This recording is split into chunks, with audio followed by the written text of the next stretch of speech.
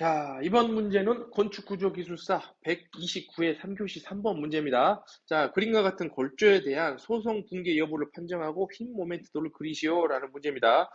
제가 흰 모멘트도는 그렇게 그리는 게 어렵지 않으니까 이 부분을 생략을 하고 소송 붕괴 여부 판정하는 것까지 영상으로 말씀드리도록 하겠습니다.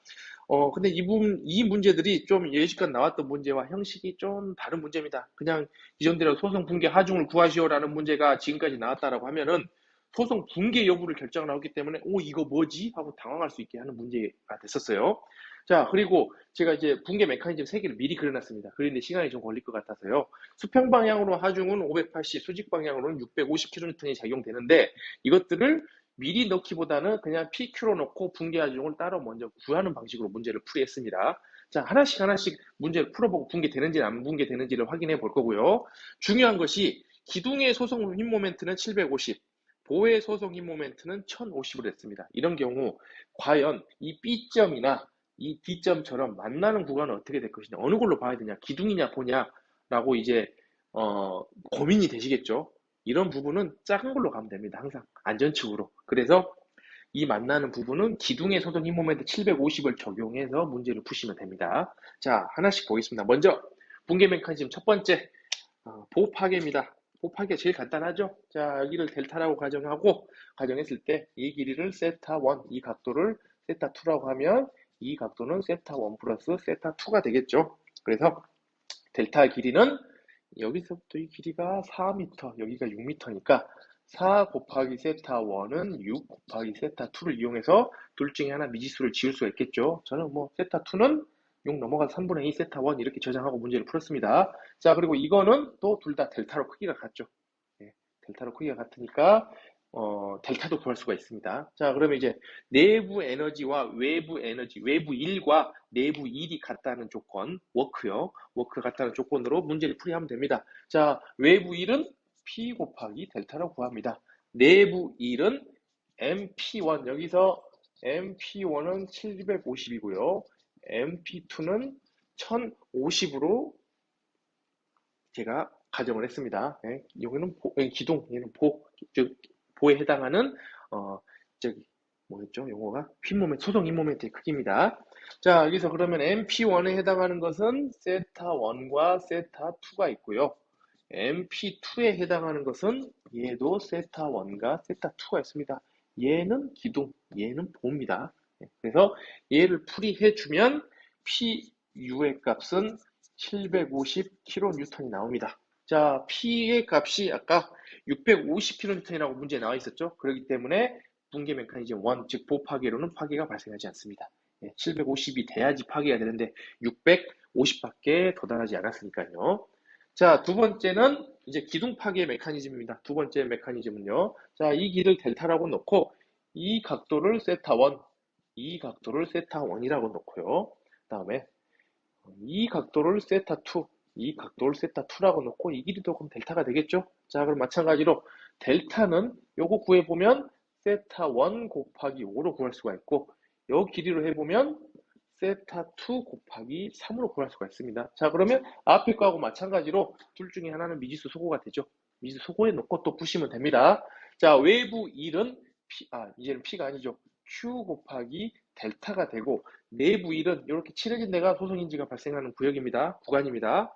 이 부분은 MP1에다가 곱하기 세타 1 플러스 세타 1 플러스 세타 1 플러스 세타 2 플러스 세타 2로 계산이 되겠죠.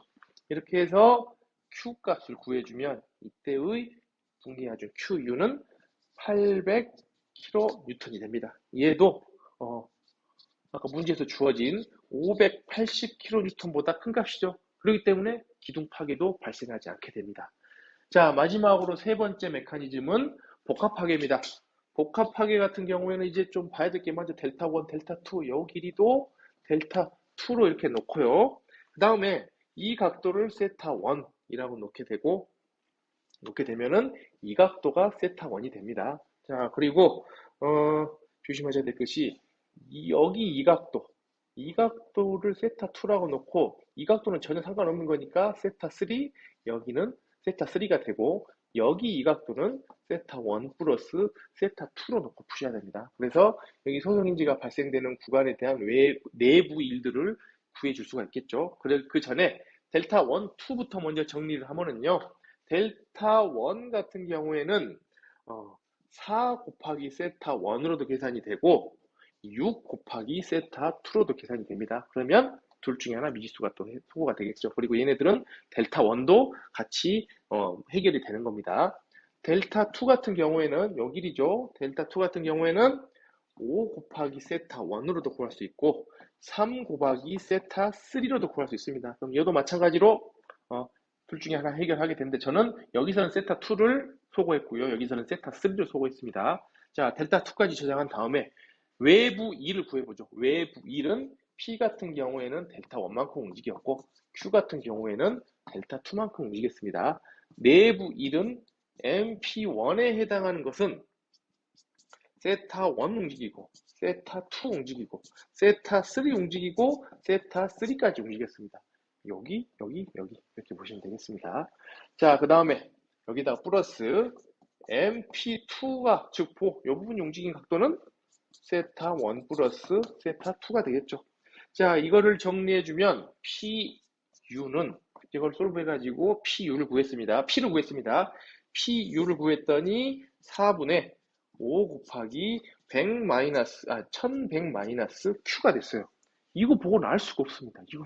이거 어떻게 Q가 미지수니까. 그래서 여기다가 Q에다가 문제에서 주어진 580을 대입을 해봅니다. 그러면 P값도 나오겠죠. 그랬더니 나오는 P값이 650kN입니다. 즉 문제에서 주어진 하중 650과 580이 그대로 적용하게 되죠. 그래서 이 구조물은 붕괴되지 않는다. 딱 크리티컬하게 간당간당하게 걸렸구나.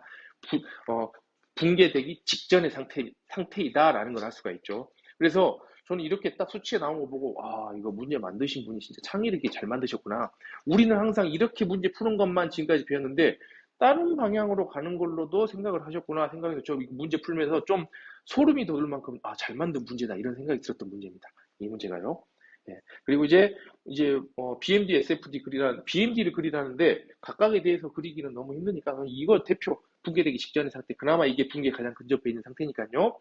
이 상태로 자연물체도 잘 그리셔가지고 BMD 그리시면 됩니다. 그 부분은 특별하게 어렵진 않으니까 생략을 하고 넘어가도록 하겠습니다. 아무튼 이 정도 문제는 좀 창의력 있는 문제인데 그래도 좀 이런 상한계법을 풀이하는 과정에 대해서 깊게 생각해 보지 않으셨던 분은 이거 뭐지 왜 안 풀리지 이렇게 좀 의아스럽게 생각해서 문제이긴 합니다. 그렇지만 잘 해결해 내셨기를 바라도록 하겠습니다. 그럼 또 다음 문제로 넘어가도록 하겠습니다.